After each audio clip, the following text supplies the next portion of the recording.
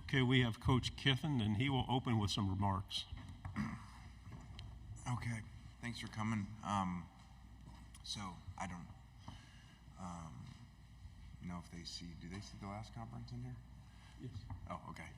So I appreciate all the questions and thoughts and condolences of everybody, and but I kind of said what I said in there earlier, so I hope that was enough, and everybody got what they would need from that area, and we can keep moving as Ole Miss head coach, and here to answer questions with that and do my job.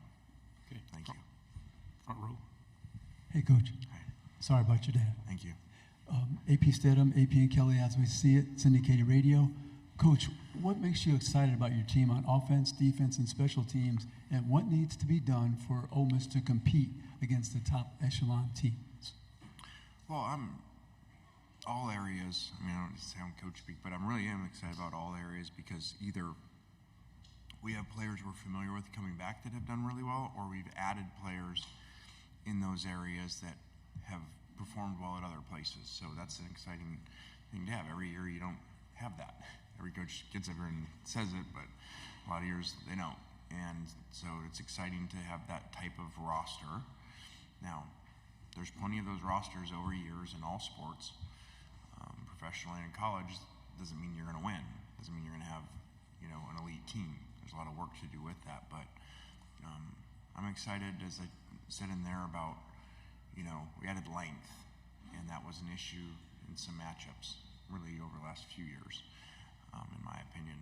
And so I'm excited about that, but we have so much work to do within the team, on the field, and in the locker room, because it's a lot of work to gel them together. Otherwise, every good preseason ranking would mean something, which it doesn't as you look at the end, and every top 5 portal team, would be a top 5 team. That certainly is not the case. So to me, that shows you there's a lot of other stuff besides that. Yeah, I think, when I talked about length, I think that gives us, where it doesn't mean you're going to win, but we look more like them, at least, in warm-ups. I don't know if I'm in charge of that. Front row. Coach Eric Bailey with the Tulsa World. Can you talk about Brent Venables is entering his 3rd year at Oklahoma. Can you talk about the importance of building a program and how important year 3 and year 4 is when you are developing your program, your coaching style? Well, I don't know about his staff. Well, I do know he lost Levy, so I know that part. But a lot of times, one of the good parts of getting, into year 3 or year 4, and you just have some of the same coaches around, and even the people in the whole building that understand how you want things done. And a lot of times in the first 2 years, you're kind of always scrambling to get everybody on the same page. And so I think as that goes, that helps in that, and it certainly helps if your coaches happen to stay around. I think that, I don't know this, I should, but I feel like this is the first year we've actually had all 3 coordinators returning for a second season. So that helps. On the aisle, and then pass it back.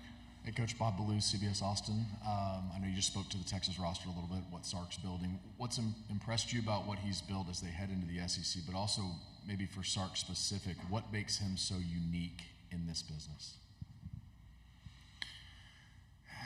I think that Sark has really good balance, and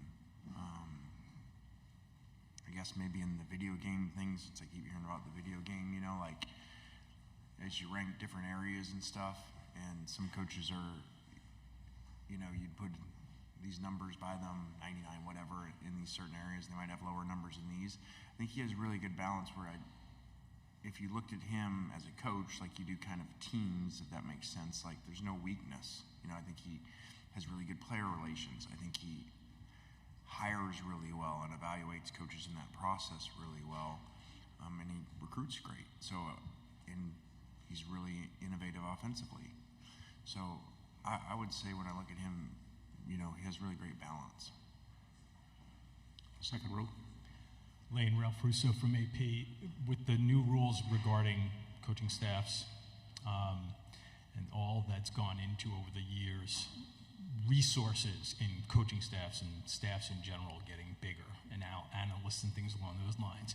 Now you have to allocate some money to players. How do you, I'm sure you're going to have a conversation with your AD about this, but how do you balance that? Are you thinking more along the lines of like, well, maybe we don't have to spend as much on that analyst because if it's coming out of the player pool? Is that something that's going to have to go into your thinking? Yeah, it's going to. That hasn't happened yet. So there's going to be a lot of that. You're going to have to put a lot of thought into that. To me, that's just like when the portal started, or more portal windows, and then multiple transfers. Like, I think we've done a good job of putting a lot of thought into how we do things in different areas, and that'll be one. And I think one of the things we've done well is we say don't think outside the box, create a new box. And I think we've done that in some areas, whether it's been over the years offensively and with the portal. So I just think we'll take all that in, and we certainly won't just do what seems to be the good thing. We'll really figure it out and research, and there's not really analytics on that yet, but I can tell you my analytics in my head will tell me that if you got a budget and you've got to, like, if this is the pot, which I don't know that it necessarily is, because you still got a lot of work to do, is our collective still alive and our donors still alive outside of that. But if it really was like true salary cap that you said is a salary cap for players and coaches, which would be unique because professional sports obviously just the players, I can tell you my first reaction would be move to the players. And that's not to be nice because I'm a player's coach. That's because the players matter more than the coaches, and more analysts and more outside linebacker coaches and slot receiver coaches and all these names that people come up with and stuff. I'm the first to tell you you can have these great schemes and draw all this stuff, but players matter. Second row. Coach, in the big room, you talked about losing some rivalries and with this new system. And obviously, you've gained a reputation of being fun to follow on social media. There seemed to be some back and forth last year with some of your tweets towards Auburn, where there was Bruce Pearl losing a basketball game, or Hugh Freeze and the Derek Nix situation. I'm just wondering if that's just good-natured rivalry, if there's an underlying issue there that maybe we don't know about. No, I think that's just me being me, and I kind of always thought, not that I'm right, because most people don't do this, that Twitter, you just be yourself. Like, I don't do much coach speak, but I certainly don't on Twitter. And so, like, I was always like, it'd be kind of cool to just be a normal fan and be able to say this and retweet this if you see it, and not really overthink, well, if I retweet this, you're going to think this, and you're going to think this, and you're going to think this, and then, well, my donor's going to think this, well, then that future AD is going to think that, which is a lot of the way coaches think. And I just don't do that. So, I'll say this since you mentioned Hugh. I really am appreciative of a message he sent me that was really meaningful in the last few days. That was really, really neat. So I'm very grateful for that. Second row. Hey, Lane, Brett McMurphy with Action Network. I have a two-parter, so I'll just ask one at a time. What kind of impact did it have on your life and your career when Nick Saban brought you to Alabama? Wow, it was huge. I mean, I mentioned it in there, and seeing him today, and obviously in different roles and everything, but he came in, and after I had the first initial media, I was back there, and he came and found me, and it's really cool, a really neat moment, and so I'm very appreciative to him those 3 years, and really him taking a chance on me, not just, okay, what did I learn when I got there, which is all over our program, whether that's coaches hired, former players hired, principals, process over outcome, all kinds of things are all over our program from coach. but the opportunity that he gave me to come there, when I feel like a lot of people wouldn't, because it was controversial. And I give him credit. I've always said this about him, for an old school coach, he is always, which is why to me he was so good for so long in all this movement of college football, because most kind of old school coaches didn't evolve and they weren't willing to change. They weren't willing to take risk, you know, and I think he did that with me, and did that with offensive structure and change. And many defensive coaches that are old school that did as long as he did that would say, I'm going to go change offense. I can't stand this RPO and eventual tempo stuff. Like, I can't stand this because it's so hard to deal with. You would think most coaches would be like, okay, I want that, and I'm going to go do that. They rarely didn't. And as you study over time, that's why a lot of them didn't succeed, because of that. And he's always evolved, and even though in a lot of ways he's conservative and old school, he evolves and takes risks. With Coach Saban now retired, you mentioned he took a chance. Do you think there are other coaches now that will take chances on some guys, maybe that other people might not want to take a chance? And who are those guys, do you think?